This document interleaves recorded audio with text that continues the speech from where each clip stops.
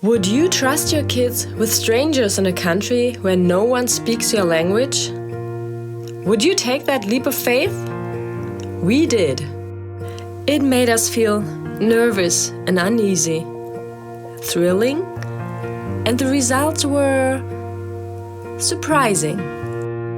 Welcome to our travel journal. We are a German-Turkish family of 5 traveling the world to educate our kids and open our minds to new cultures and perspectives. Today's South Korean adventure began in Gwangju, under a heavy sky. The day matched the weight of what we were about to discover, though it was completely unplanned.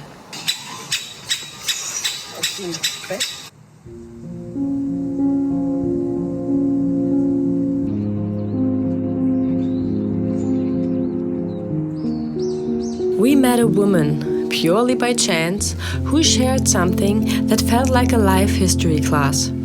Her family's own connection to the Gwangju uprising. It wasn't just a story from textbooks. Her teacher had died during the tragic events of 1980, when people of Gwangju courageously stood up for their freedom. We listened stunned, realizing how this event shaped not only her life, but the future of South Korea we see today, resilient and fiercely proud.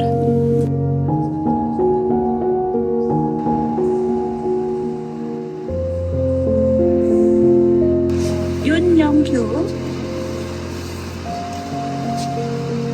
He was my high school teacher. Here, 1, 2, 3, 4. From the top, Young No-gun, professor. Kim Tae-jin was my university professor when I studied at Jeonnam National University. It was a raw, emotional experience, one that was unplanned, but left a lasting impact on all of us.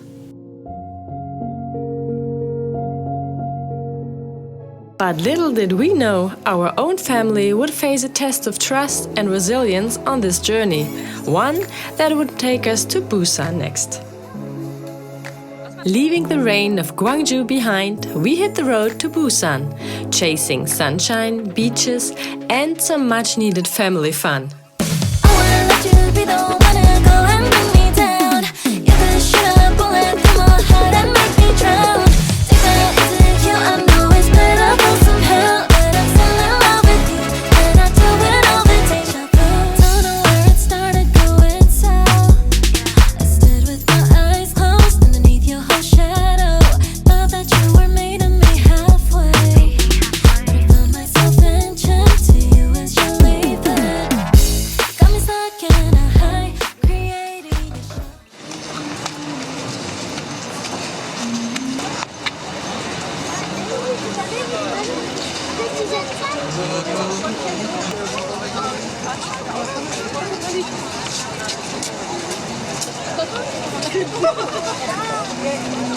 When we arrived at Haeundae Beach, the kids were thrilled. They spent hours lost in sand art, laughter, and the sound of the waves crashing against the shore.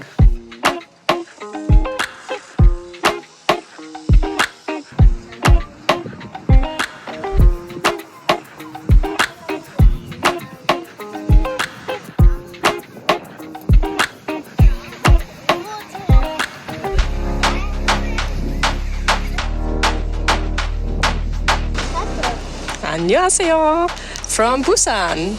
So we made it all the way to the south of Korea and we are back in Busan for the second time.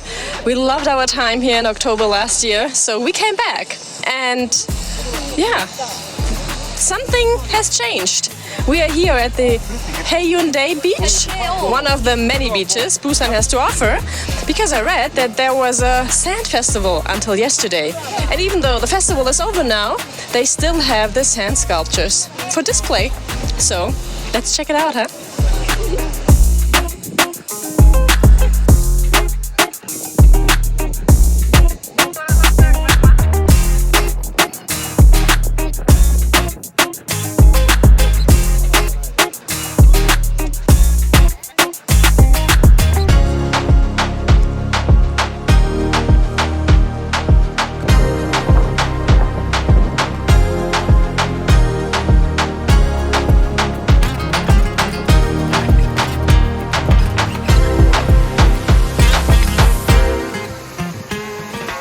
And then we got a message. Everyone who has been following our travel journal for a while might remember that back in April we met a Korean family in Sydney, Australia. Their 3 kids had played with our 3 kids for hours at the Tombalong playground. Laila, our oldest, exchanged emails with their daughter and they'd stayed in touch ever since. Well, these new friends invited our kids to dinner at their home that night. A lovely idea. But it also meant leaving our kids alone in a foreign country with a family who didn't speak the same language.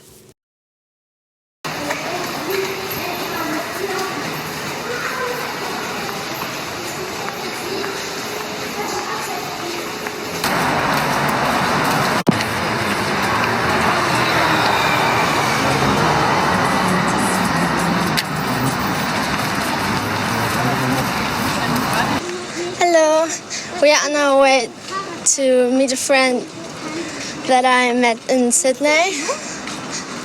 Her name is Eugene, but before we need to buy a little present for them. We were excited for the kids to experience something new, but as parents, we couldn't help but worry. Would they like the food? Would they behave well? Could they communicate? We trusted this family, but could we let go?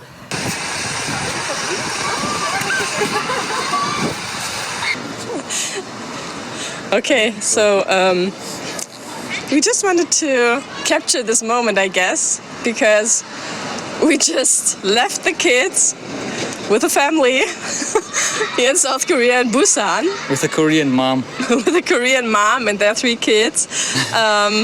On their own, pretty much on their own. Behind us, they are living here in a really nice neighborhood in Busan. And we met them in Sydney, in Australia, when we were there a while ago. A couple of weeks ago. Of weeks ago, yeah. And the kids played for a very, very long time on the playground there. And Laila kept in touch with one of the daughters, the oldest daughter. And they have been exchanging some emails, I think. And when we said, we'll be in Busan, where they live, again, they invited us. So here we are now, and we just dropped off the kids to play with their Korean friends, even though they can't really speak to each other, because I think the oldest one speaks a little bit English, more or less just like Laila, I guess. I think it's going to be a very special experience for them. I'm really excited to hear all about it later on. Later on, yeah. It'll be fun. But for us, how do you feel about it? Yeah, it's a bit strange, but I think it's safe. So at least she looks very friendly. Also, last time when we met them, they were friendly and I think if the kids are, when you talk to the kids, they seem to be very well educated. So I guess it will be okay. Yeah, I have to be honest. I'm a little bit nervous, not because I don't trust our new friends, the kids' new friends. It's really more. I don't know how my kids behave. It will be okay as well. I just hope that they will behave well, and they want to make dinner for them, and I really just hope they are not too picky, or we'll see. But I just wanted to capture this moment, like how we feel about it, and then later on maybe see when the kids come back, what they have to tell us. It will be a good experience for them, I'm sure. For sure. While the kids were off on their adventure, we found ourselves at a local restaurant, watching the lively Korean after-work drinking culture. People were carefree, toasting with laughter, but our minds were miles away, wondering how the kids were doing. After dinner, Alpa and me decided to go for a walk. But we kept checking our phones, wondering, were the kids eating? Would they be able to talk to each other? Or would they sit there awkward and uncomfortable? It's funny how, even in the most relaxed setting, as parents, you never stop wondering about your kids. Meanwhile, Laila, Emmett and Malik were diving headfirst into an experience unlike any they'd had before. sitting down at a dinner table, surrounded by not only foreign food and a language they didn't understand, they had no idea what to expect. We weren't there to guide them, to make sure everything was going smoothly. This was their moment to find their own way. So that must be the right tower. Over there!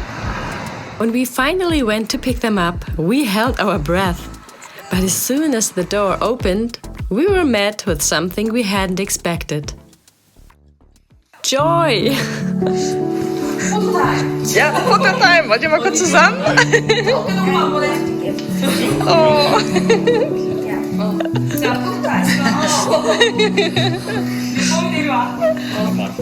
Ja, machst du das Foto? Ich mach mal ein Video so. You had quite a...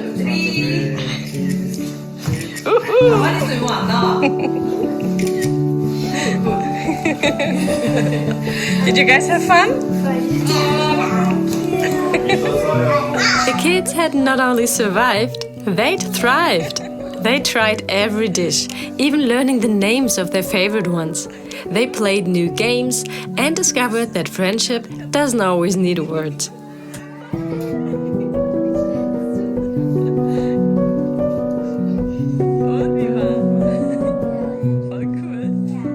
That night wasn't just about trying new food or making friends. It was about trust. Trusting our kids to explore the world without us hovering over them. And what we learned was that they didn't just grow, they soared. Sometimes the best part of travel isn't what you see. It's the moments you let go and let your kids discover the world on their own. So, would you take that leap of faith? Let your kids dive into the unknown and see what they come back with? Let us know in the comments below. If you're curious about more family adventures that go beyond the ordinary, subscribe and join us on our next journey. Thank you for watching our travel journal.